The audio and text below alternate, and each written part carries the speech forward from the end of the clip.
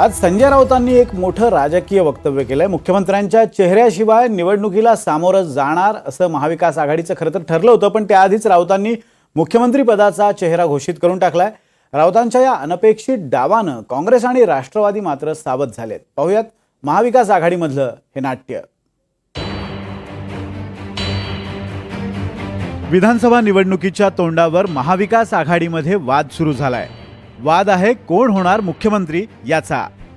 खरं तर महाविकास आघाडीचं मुख्यमंत्री पदाच्या चेहऱ्याशिवाय निवडणुकीला सामोरं जायचं ठरलं होतं, पण तरीही राऊतांनी वादाचा पहिला चेंडू टाकलाच।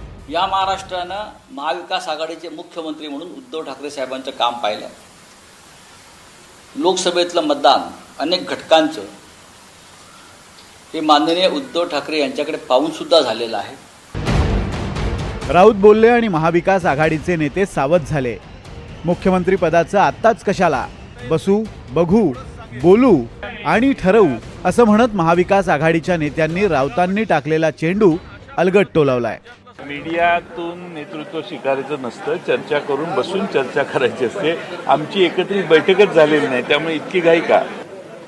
ते काही म्हणू देत, आम्ही काही म्हणू देत, शेवट इंडिव्हिज्युअल वैयक्तिक मत जे आहे ते प्रकट करण्याचा प्रत्येकाला अधिकार आहे। पण महाविकास आघाडीच्या बैठकीमध्ये जे काही ठरेल तो फॉर्म्युला अंतिम असणार आहे। त्यामुळे ती बैठकच झाली नाही तर पुढे लवकरच ती बैठक होईल।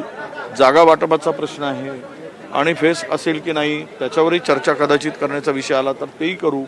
तर या सगळ्या गोष्टी मी वैयक्तिक काही म्हणण्यापेक्षा त्या बैठकीमध्ये हा निर्णय होईल आणि तिथेच आपण चर्चा करून महाविकास आघाडी ठरवेल।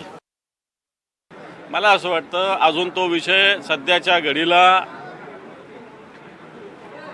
यांना पराभूत करणं हे उद्दिष्ट आहे। मुख्यमंत्री हा नंतरचा विषय।